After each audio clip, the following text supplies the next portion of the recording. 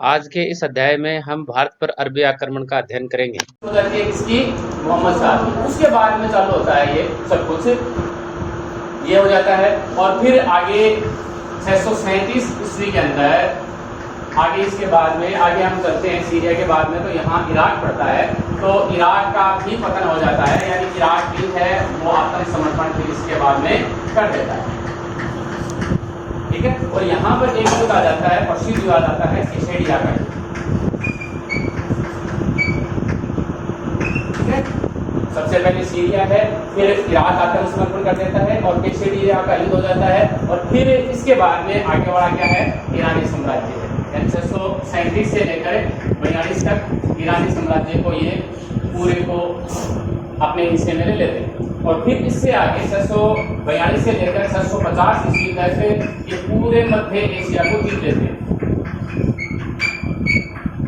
ठीक है। इधर जो भी ये मध्य एशिया है उससे पूरे मध्य एशिया पर इनका अधिकार हो जाता है 642 से लेकर 50 तक। और इस दौरान ये जो स्पेन है, यूरोप के अंदर जो स्पेन है, स्पेन पर भी इनका जो सेनापति है तारिक, ठीक है, अरबों का जो सेनापति तारिक है वो स्पेन का राजा है जो रॉड्रिक, उस पर आक्रमण कर देता है और वहां भी इसे सफलता मिलती है। लेकिन भारत के अंदर ताहिर से पहले जो सिंध का राजा तारिक होगा उससे पहले इन्हें सफलता नहीं मिलती है। यहाँ से लेकर 75 वर्षों तक हम कह सकते हैं भारत पर ये आक्रमण करने में सफल नहीं रहते, एक्सफल रहते हैं 75 वर्षों तक। विश्व का है ना, सीरिया क्रम से याद रखें, इराक है, फिर ईरानी साम्राज्य है और फिर मध्य एशिया पर अधिकार कर लेते हैं। एक स्पेन भी नाम दिया गया, लेकिन आप यहाँ तक मुख्य रूप से याद रख सकते हैं, ठीक है। फिर इससे आगे हम चलते हैं कि इनके अरबों के आक्रमण के भारत का कारण क्या है। विश्व का है ये अभी तक, क्या कारण रहते हैं, ठीक है। तो 3 कारण यहाँ पर इंपॉर्टेंट हैं। पहला कि अरब है, अरब लोगों ने जो इस्लामिक जो लोग हैं वो सभी को संगठित कर लिया कि भाई हम एक है, बाकी के हैं वो अलग है, ठीक है। तो मजहबी उनके अंदर उन्होंने धारणा पैदा करी, और मजहबी धारणा पैदा करने का मतलब है इस्लाम का प्रचार करने का उद्देश्य है उनका कि हम इस्लाम को ज्यादा से ज्यादा बढ़ाना चाहते हैं। इस्लाम आया है, देखो हजरत मोहम्मद साहब के समय ज्यादा समय हुआ नहीं है, तो पहला पॉइंट है इसका इस्लाम का प्रचार। तुरंत आक्रमण में भी यही आएंगे, जो तीनों हैं ये आएंगे। इसके अलावा एक तो कारण और अच्छा हो जाएगा उसके अंदर है। तो पहला इनका आक्रमण करने का जो उद्देश्य था भारत पर, वो था इस्लाम का प्रचार, ठीक है, याद रखिएगा, बहुत आसान है। दूसरा है कि इनका जो ये खलीफा का पद था ये मजहबी प्रमुख था, ये ठीक है, मजहबी प्रमुख था इनका।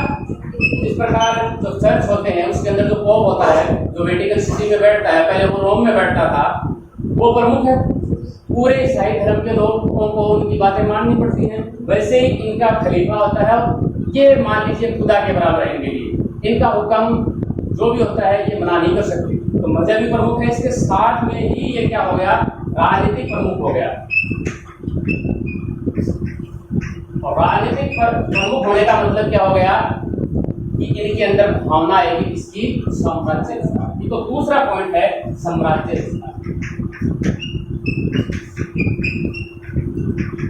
पहला इस्लाम का प्रसार और दूसरा क्या है, साम्राज्य, ठीक है।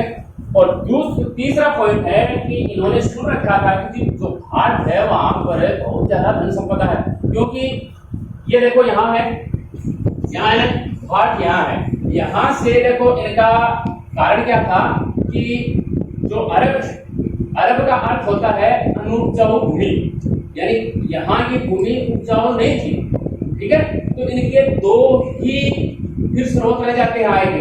एक ये क्या करेंगे, पशुपालन करेंगे, ठीक है, और पशुपालन करेंगे वो भी लगभग कृषि पर आधारित होता है। एक ये पशुपालन है, दूसरा है व्यापार। तो सिर्फ मुख्य ये केंद्रित रह जाते हैं व्यापार पर, व्यापार करेंगे ये भारत के साथ में। तो लगातार यहाँ भारत है, श्रीलंका है, बर्मा, म्यांमार, जो भी इसके साथ में ये अरब वाले लोग हैं लगातार व्यापार करते हैं, ठीक है। और व्यापार करते इसलिए उन्होंने देखा कि यहाँ पर बहुत सारी धन संपदा है, तो इस धन संपदा को प्राप्त करने की लालसा,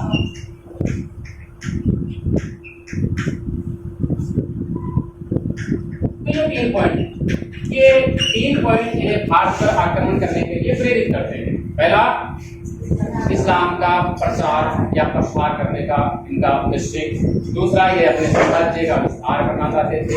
और तीसरा है, ये यहाँ की धन संपदा को भी प्राप्त करना।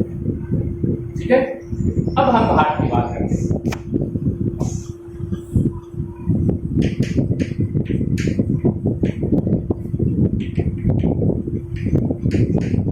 इनका आक्रमण अरबों का। ठीक है, अब क्या होता है कि 632 में मृत्यु हो जाती है किसकी? मोहम्मद शाह।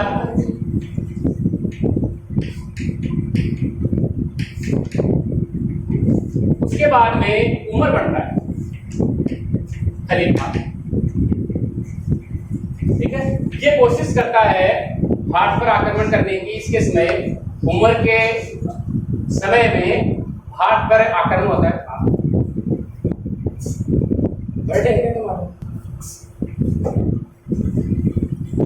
उमर के समय भारत पर ये आक्रमण करते हैं, लेकिन इन्हें सफलता नहीं मिलती। कहां पर करते हैं? मुंबई में जो पहली ट्रेन चली थी, कहां से?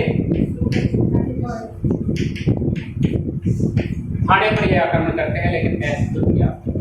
कालांतर में अब्दुल्ला के समय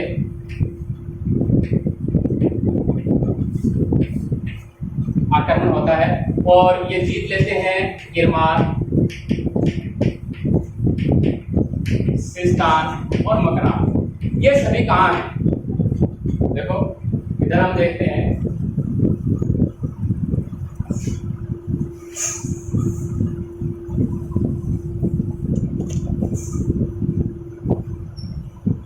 ये यहाँ पर सिंध नदी। ठीक है, इस सिंध नदी के इधर है ये सभी जो गिरमार, सिस्तान, मकरान है, ये सभी सिंध नदी के इधर पड़ते हैं। तो सिंध नदी के उस पार के क्षेत्रों में ये अधिकार कर लेते हैं और फिर जो यहाँ का ये खलीफा है ये इसको रोक देता है कि भाई इससे आगे अपने को नहीं जाना। तो यही इनका समाप्त हो जाता है। फिर आगे हम और चलते हैं और आगे भारत पर चलेंगे तो जब सिंध में राजा होता है, कौन है? दाऊद। ठीक है, इस समय यहाँ जो अरब है, अरब में खलीफ, या आपको कब से याद रखते हैं, खलीफा इस समय कौन है? वाहिद या वालिद भी कहीं नाम दे रखा है अलग अलग, आपकी किताब में जो भी है वो देख लेना आप। खलीफा है वाहिद, और इस समय एक नाम आता है गवर्नर, वो है अल-हज्जाज।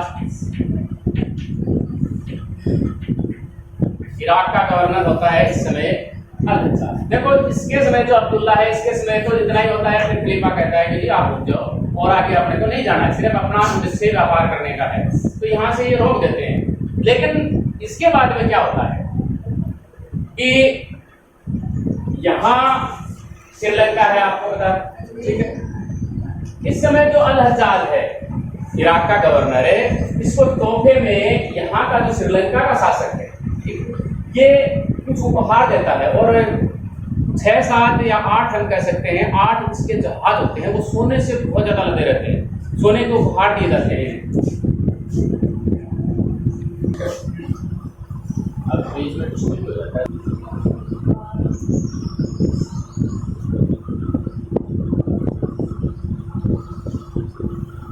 खलीफा होता है वाहिद। ठीक है, और इराक का गवर्नर कौन है? अल-हज्जाज। अब इस समय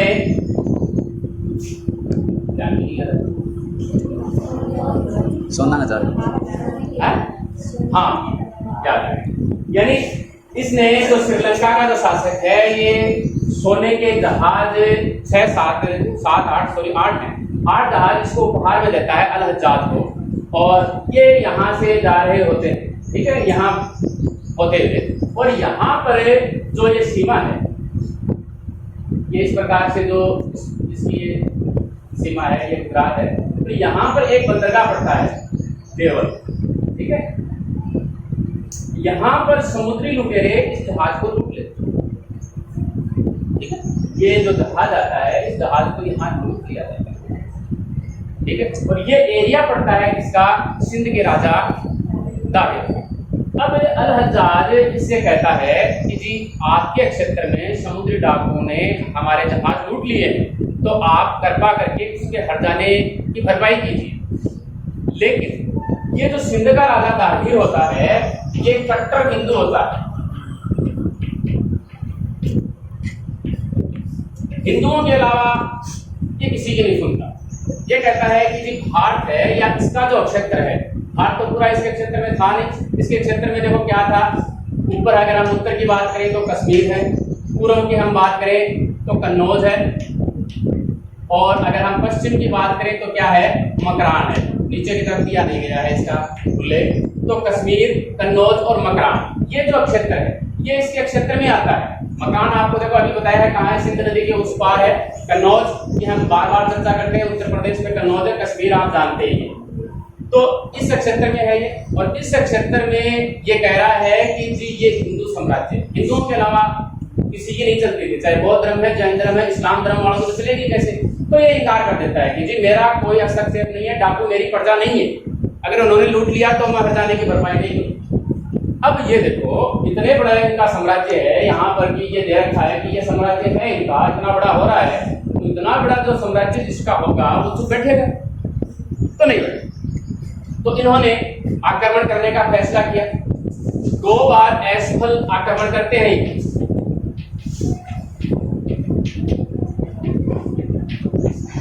एक उबैदुल्लाह के नेतृत्व में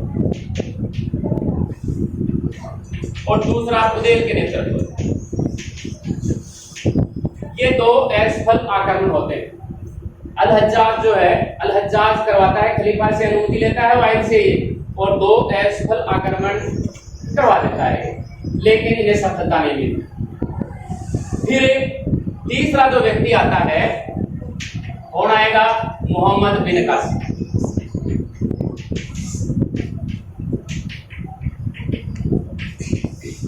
ये करता है इसके ऊपर एक सफल आक्रमण, इसके ऊपर सिंध पर सफल आक्रमण करने के लिए सफल हो जाता है। कैसे होता है वो, जब ये आएगा इधर से, तो यहाँ मैंने आपको बताया था कि ये देवल बंदरगाह है। इस देवल बंदरगाह पर आके ये यहाँ पर समुद्री तट है, तो इधर की तरफ ये खाई खुदा देता है। यहाँ आके सबसे पहला काम करता है ये, और यहाँ खाई खुदवाने का इसका उद्देश्य ये था कि इसने सुन रखा था कि हम आमने सामने से इसका सामना नहीं कर पाएंगे, इसका सिंध के राजा ताहिर का, इसलिए मैं खाई खुदवा देता हूँ। अगर कोई इस प्रकार की समस्या आ जाती है तो मैं उस रास्ते से होके भाग जाऊँ, है ना, ऐसा करता है ये। और यहाँ पर एक मंदिर था, कहाँ पर है, देवल के अंदर एक मंदिर था, 200 फीट ऊंचा एक मंदिर था, और उस मंदिर के चारों परकोटा भी था, दीवार थी, नगर के बीच में था, और उसके जो मंदिर था उस मंदिर के ऊपर एक ध्वज भी था, ठीक है, और ध्वज ताबीज बंधा हुआ था और लाल रंग का होता है, लगभग लाल रंग के होते हैं ना ध्वज, ये मंदिरों के ऊपर तो लगे रहते हैं। तो यहाँ के एक पुरोहित है, उसने कहते हैं विश्वासघात कर लिया और मोहम्मद बिन कासिम को बताया इसने कि जी आप जब तक ये लाल रंग का जो ताबीज बंधा हुआ ध्वज है ये इस मंदिर पर रहेगा, तब तक हम देवल पर अधिकार नहीं करते। तो ये इस जो ध्वज है इसको मछली की सहायता से ये गिरा है, या पत्थर कहीं बड़ा सा एक पत्थर लिया और फेंक के तोड़ दिया, गिर गया। और सिंध वाले हैं, सिंध सॉरी जो देवल के नगर वासी हैं वो इससे हतोत्साहित हो जाते हैं कि जी हमारा जब ये मंदिर का ध्वज ही नहीं रहा तो हमारी रक्षा कौन करेगा फिर। यानी अपने जो अंधविश्वासी ज्यादा थे यहाँ के लोग, तो ये फिर हतोत्साहित हो जाते हैं और इसके ऊपर अधिकार कर लेते हैं, और ये पूरा जो लोग हैं उनको ये बाध्य करता है कि आप इस्लाम जो संप्रदाय है उसको स्वीकार कर लें, लेकिन यहाँ के लोग स्वीकार नहीं करते। तो 17 वर्ष से उम्र की, 17 वर्ष से अधिक आयु के जो भी लोग उन सभी को मौत के घाट उतार दिया जाता है। और लगभग कहते हैं 6000 थे यहाँ पर इस नगर में, उन सभी को मौत के घाट उतार दिया जाता है, छोड़ करके इनको स्त्री और बालक इन दोनों को कैद कर दिया जाता है, क्योंकि बालक होंगे 17 वर्ष से नीचे और स्त्रियां, ठीक है, इनको कैद कर दिया जाता है, बाकी को मौत के घाट उतार दिया जाता है। ये जो मोहम्मद बिन कासिम था, इसकी उम्र भी इस समय 17 वर्ष थी। कितनी थी? 17 वर्ष। और ये जो अल हज्जाज है, ये इसका कहते हैं चाचा या ताऊ जो भी है, ये था, और इसका ससुर भी था, ठीक है। यानी इसके संप्रदाय में, इनके संप्रदाय में ऐसा ही होता है, आपको पता होगा कि चाचा की लड़की के साथ में इसकी शादी कर दी जाती है, ये कर देता है अल हज्जाज, इससे प्रभावित रहता है, इसलिए अपनी लड़की है जुबेदा, नाम लगभग याद नहीं रखें, इसके साथ में इसकी शादी ये कर देता है, ठीक है।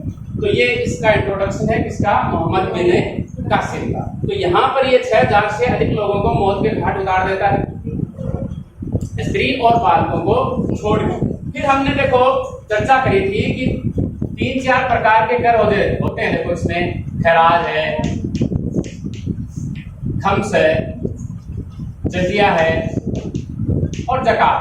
ये मुसलमानों में ये कर आते हैं, एक मुस्लिम भी आता है, ये मुसलमानों से लिया जाता है, ठीक है, और ये हिंदुओं से है, ये लूट का। हम इसकी चर्चा कर रहे हैं इसलिए मैंने आपको बताया है, ये हिंदुओं से लिया जाने वाला धार्मिक कर है और ये मुसलमानों से लिया जाने वाला धार्मिक कर है, ठीक है।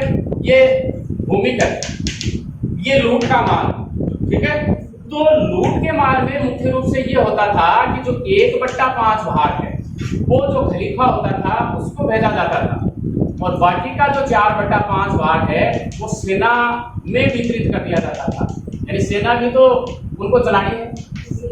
यहाँ से जो देवल नगर था, देवल नगर से जो भी लूट का माल प्राप्त होता है उसमें से 4/5 भाग ये सेना को दे देते हैं, तो सेना थी इनके पास, और 1/5 भाग अल हज्जाज के पास भेज दिया जाता है, और अल हज्जाज आगे भेज देगा वाहिद के पास। यहाँ हो गए। अब यहाँ से फिर क्या होती है, ये सिंध नदी, देवल बंदरगाह सिंध नदी के उस पार है ना, तो हम इधर से ये सिंध नदी बनाते हैं, ये सिंध नदी है। यहाँ से आगे ये आक्रमण करेगा तो यहाँ पर फिर 3 जातियां आ जाती हैं, एक नीरून है, एक सेहवान है और एक सिसन है। ये 3 जातियां हैं। अब देवल बंदरगाह में भी क्या होता है, इसने जो ताहिर है ये यहाँ पर दूरदर्शिता का परिचय देता है, ये दूरदर्शी सोच नहीं रखता यहाँ पर। ये यहाँ का जो इसका भतीजा था एक ताहिर का, उस भतीजे के हाथों में देवल को सौंप कर ये आगे चला जाता है। पहले ये यहाँ था, फिर आगे चला जाता है, ये फिर आगे आएगा, ये नीरून है। नीरून में ये जब आक्रमण करेगा, ये एक प्रकार की जातियां वगैरह रहती है, यहाँ लगभग हमने पहले भी चर्चा करी है कि जातियां। नीरून में जब आता है तो ये यहाँ का जो पुरोहित है इसके भरोसे छोड़ देता है, इसको स्वयं यहाँ पर भी नहीं रहता। अब यहाँ पर जो जनसंख्या थी वो बौद्धों की ज्यादा थी, तो नीरून था वहां पर बौद्धों की जनसंख्या ज्यादा थी, और बौद्ध क्या होते हैं, शांति प्रिय होते हैं, इनका लड़ाई से कोई मतलब नहीं होता, इसलिए ये आसानी से ये नीरून को जीत लेता है। फिर इससे आगे जाता है ये सेवान में, यहाँ पर माजरा नामक एक शासक होता है, ये आत्मसमर्पण कर देता है। इसने देखा कि देवल को जीत लिया, नीरून को जीत लिया, तो ये मोहम्मद बिन कासिम है, ये कमजोर तो है नहीं, तो आसानी से इसके ऊपर ये अधिकार कर लेता है। फिर जो सिसन है, यहाँ पर जाटों का अधिकार। अब जाटों ने भी यही देखा कि जी यहाँ से जीतता हुआ आ गया तो यहाँ भी ये आत्मसमर्पण कर देते हैं। तो यानी इन 3-4 पर अधिकार हो गया मोहम्मद बिन कासिम का, तब तक गौर नहीं किया ताहिर ने, ये इसकी सबसे बड़ी गलती थी। फिर ये सभी जो है देवल है, इसके ऊपर 711 में ही अधिकार कर लेता है। हम बात करेंगे इससे आगे 20 जून 712, यहाँ से ये आगे चलता है, सिंध नदी के इधर है, भारत की तरफ है ये, अब उधर नहीं है, सिंध नदी के इस पार आ गया है ये, और एक जगह आती है रावर, और ये युद्ध है रावर का युद्ध। ये होता है किसके बीच में, मोहम्मद बिन कासिम और किसके साथ में, दाहिर के साथ। भारतीय राजाओं की तरह ये भी लगभग हाथी पर सवार था। बहुत ही बहादुरी से ये लड़ता है, लेकिन एक तीर इसके भी लग जाता है तो इसकी मृत्यु हो जाती है। इसकी दाहिर की मृत्यु हो गई। ये कौन से युद्ध में? रावण के युद्ध में दाहिर की मृत्यु हो जाती है। फिर इसकी रानी रहती है एक, जैसे नाम, किले की सुरक्षा का भार आ जाता है इसके ऊपर। इसकी रानी के ऊपर किले की सुरक्षा का भार आ जाता है, लेकिन उसमें ये असफल रहती है। यानी मोहम्मद बिन कासिम इसे सफल नहीं होने देता तो ये जोहर कर लेती है। ठीक है, इसने जोहर कर लिया। फिर ये और आगे चलेगा और यहां इसका एक पुत्र होता है जय सिंह, इसका दाहिर का।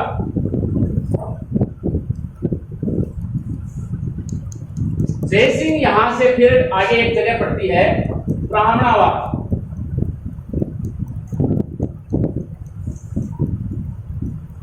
जगह का नाम है, क्या नाम है? ब्राह्मणाबाद। तो जय सिंह कहां पहुंच जाता है? ब्राह्मणाबाद पहुंच जाता है। और यहां पर इसकी दूसरी पत्नी रहती है। इसकी दाहिर की दूसरी पत्नी है लाडी देवी, और दो पुत्रियां हैं इसकी, सूर्य देवी और परमल देवी। ये कहां रहती थी? ब्राह्मणाबाद। जय सिंह भी आ गया। ठीक है, लाडी देवी यहाँ अपने अधिकार क्षेत्र में इसको ले रखा था, और दो पुत्रियां इसकी, सूर्य देवी और परमल। यहाँ पर ये आक्रमण करता है। ठीक है, तो इन दोनों तीनों को तो ये बंदी बना लेता है। और जो जय सिंह है, ठीक है, इसका मुख्य उद्देश्य क्या था? सबसे पहला इस्लाम का प्रचार प्रसार करना। इस्लाम का प्रचार प्रसार करना था। तो जय सिंह है, डर जाता है इससे, मोहम्मद बिन कासिम से, और धर्म बदल लेता है। ठीक है, और अपना नाम रख लेता है उलीसा। हो गया, इस्लाम बढ़ गया, इनको बंदी बना लेता है। ठीक, इतना देखते हैं। धर्म परिवर्तन कर लिया, इसका कोई विरोध करने वाला था ही नहीं। ब्राह्मणाबाद पर अधिकार हो गया, इनको बंदी बना लिया। वही बात है फिर खूंसवाड़ी, लूट का माल है, ये भी माल ही होता था। उसमें वस्तुओं, यानी जो स्त्रियां होती थी उनको वस्तु ही समझा जाता था, ये मान सकते हैं आप। तो जो लाडी देवी है, इससे इसमें शादी कर लेता है। कौन? मोहम्मद बिन कासिम। और इन दोनों को ये खलीफा की सेवा में भेज देता, सूर्य देवी और परमल देवी, और उसने धर्म परिवर्तित कर लिया। हो गया इसका काम। फिर इससे आगे ये चलता है तो इनकी राजधानी आ जाती है फिर आरोर, या फिर हम आलोर भी कहते हैं इसे। इस राजधानी पर भी इसका अधिकार ये कर लेता है।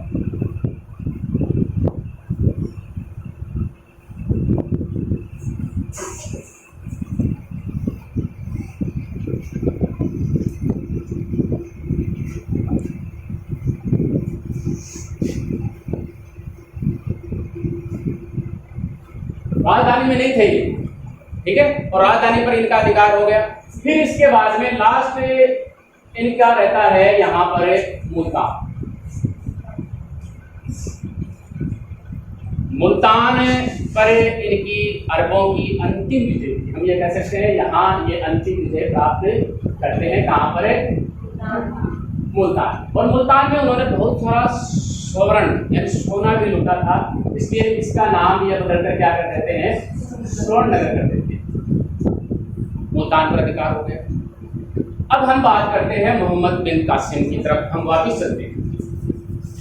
ये इनका आक्रमण था, ठीक है। सबसे पहले ये देवल पर आक्रमण करते हैं।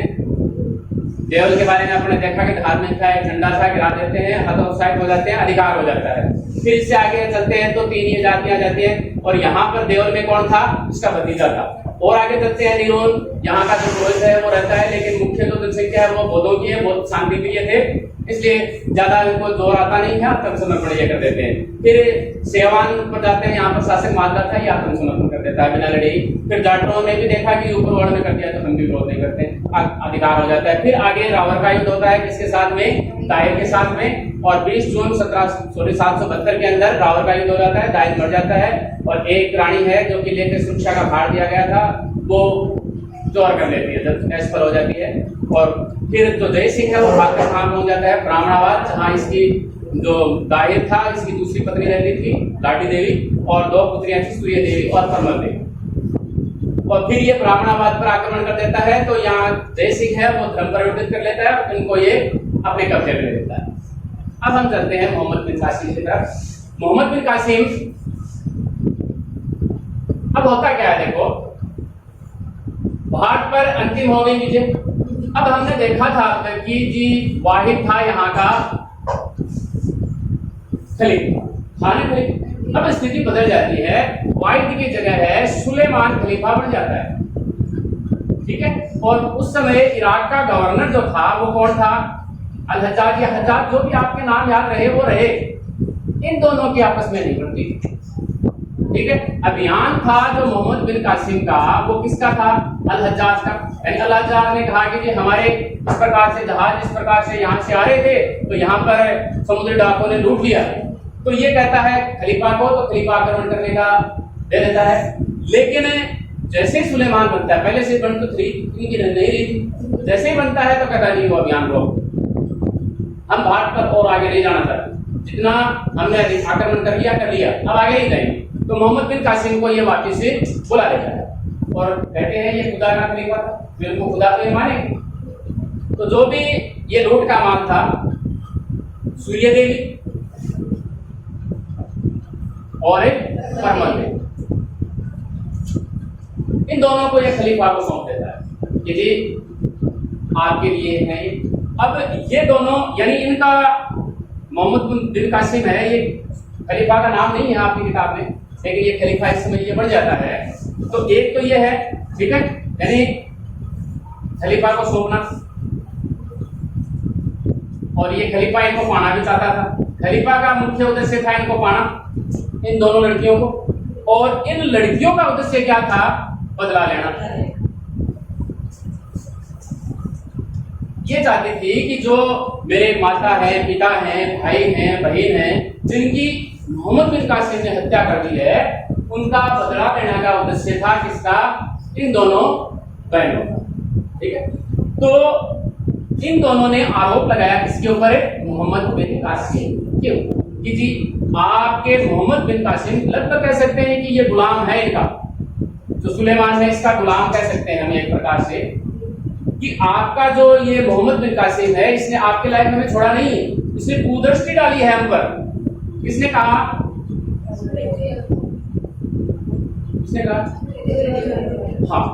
तो अब ये आग बबूला हो गया कि जी खुदा के खलीफा का इतना अपमान, आग बबूला हो जाता है कौन,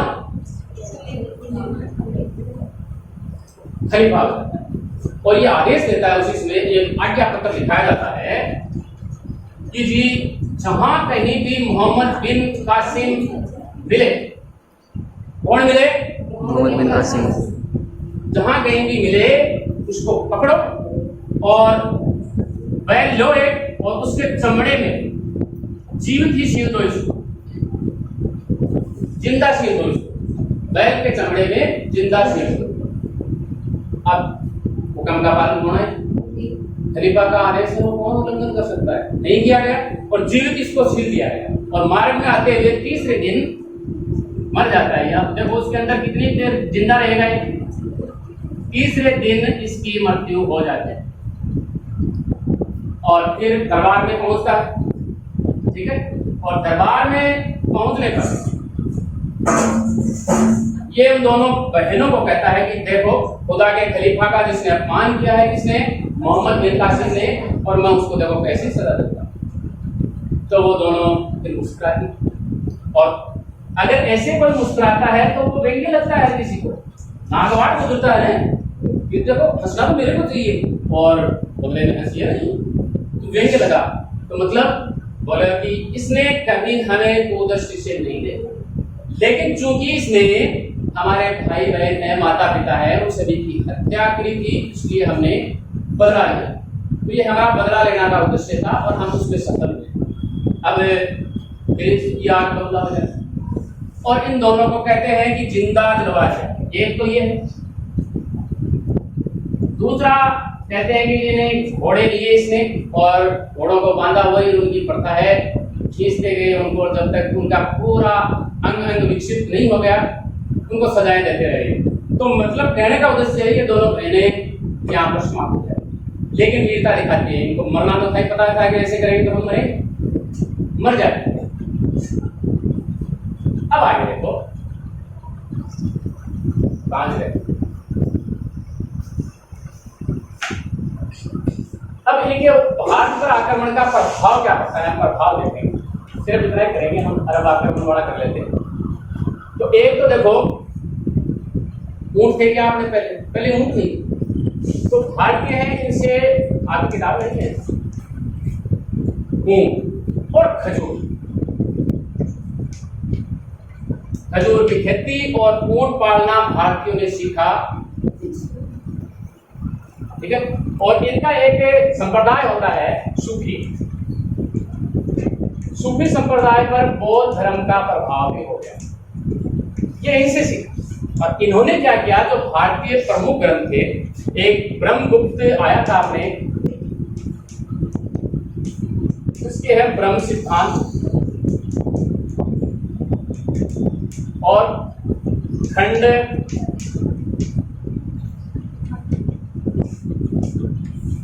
ये दो ग्रंथ हैं इसके। और एक है पंचतंत्र का, पंचतंत्र है इसकी विष्णु शर्मा की, उसका अनुवाद किया अरबी भाषा में। तो अरबी भाषा में ये अनुवाद करते हैं कालिला व दामिना के नाम से।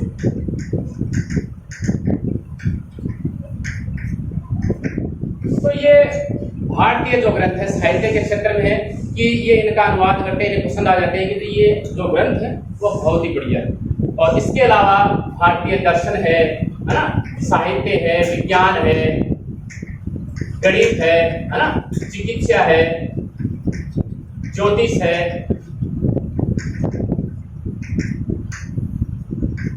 इनका भी इनके ऊपर बहुत ज्यादा प्रभाव है पड़ता है। तो ये इनके प्रभाव और इनके माध्यम से, यानी देखो ये यहाँ है और इनके माध्यम से ये साहित्य कहाँ पहुंचता है, यहाँ यूरोप में भी पहुंचता है। तो भारत का प्रचार प्रसार कहाँ पहुंच गया, अरबों के माध्यम से यूरोप में पहुंच जाता है। अब अगली चर्चा हम करेंगे कि जी ये स्थल हो गया, कौन हो गया स्थल, दाहिर। दाहिर की अस्थलता के क्या कारण है? पहला कारण इसी में निहित है, क्योंकि ये देखो क्या था, कट्टर हिंदू। बाकी की जो भी जातियां थी, एक तो धर्म रहता नहीं, भारत धर्मनिरपेक्ष था, है, आगे में रहेगा। तो ये धर्मनिरपेक्ष नहीं था, और जहां धर्मनिरपेक्षता नहीं होती, कट्टरता होती है, वहीं ऐसा ही होता है। तो इससे असंतुष्ट थे लोग, यहाँ की जो जनता थी इससे असंतुष्ट थी। इसके कारण यहाँ पर अव्यवस्था, मुख्य नाम है असंतुष्ट, जनता असंतुष्ट थी। साधारण जो भी जनता थी वो इससे असंतुष्ट थी, ठीक है। असंतोष इसके कारण और अव्यवस्था का माहौल यहाँ पर बढ़ जाता है और सामान्य जनता इसका सहयोग नहीं करती। दूसरा इसका पॉइंट होता है कि ये अलोकप्रिय था जनता के बीच में, प्रिय नहीं था। क्यों नहीं था? क्योंकि इस वास्तविक रूप से जो इसका पिता था उसका अधिकार नहीं था, वो तो उसने हथियाया था, इसलिए जनता इसको नहीं चाह रही थी। जिस प्रकार हमने तुल्लु वंश में पढ़ा था, वीर नरसिंह ने बला द्वितीय दिल बला पार किया था, तो जनता उससे खुश नहीं थी, इसलिए 4 साल ही वो शासन कर पाया। 1505 से 1509 में तो कृष्णदेव राय आ जाता है। तो ऐसा ही इसके साथ में था, ठीक है। फिर जो समकालीन इसके राजा थे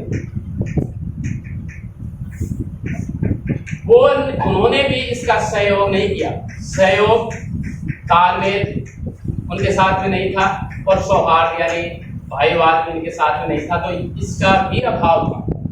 तीसरी असफलता का कारण। और चौथा कारण था इसका कि इसने साम्राज्य की सुरक्षा के लिए सैन्य शक्ति को बढ़ाया नहीं, सैन्य शक्ति, और दूसरा विदेशी आक्रमण की चिंता नहीं की इसलिए कि विदेशी आक्रमण भी हो सकता है, ये चौथे पॉइंट में। तो ये असफलता के कारण, ठीक है, यानी सामान्य लोग हैं इससे असंतुष्ट थे, अलोकप्रिय था ये जनता के बीच के अंदर। समकालीन जो राजा थे इन्होंने सहयोग तालमेल और सौहार्द का इसके साथ में अभाव था, इसलिए इसे सहयोग नहीं मिला कहीं से भी। कैसे नहीं मिला ये देखेंगे ये पॉइंट अभी हम। और सैन्य शक्ति नहीं बढ़ाई इसने, और जो विदेशी आक्रमण है इसकी परवाह इसने नहीं की। देखो इसको देखते हैं हम। जो भारत है हमने चर्चा करी है कि कश्मीर से लेकर कन्नौज है और मकरान है इसका अधिकार, और जो हर्षवर्धन वाला जो क्षेत्र था कन्नौज वगैरह उस पर एक राजा था, उसमें चच नामक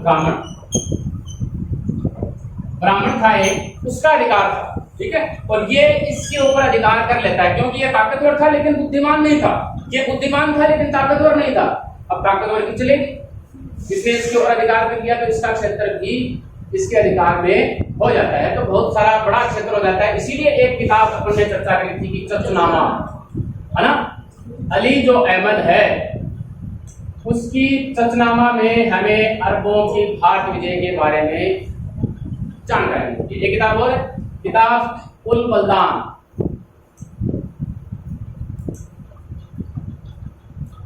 इसमें भी हमें अरबों की सिंध विजय के बारे में जानकारी मिलती।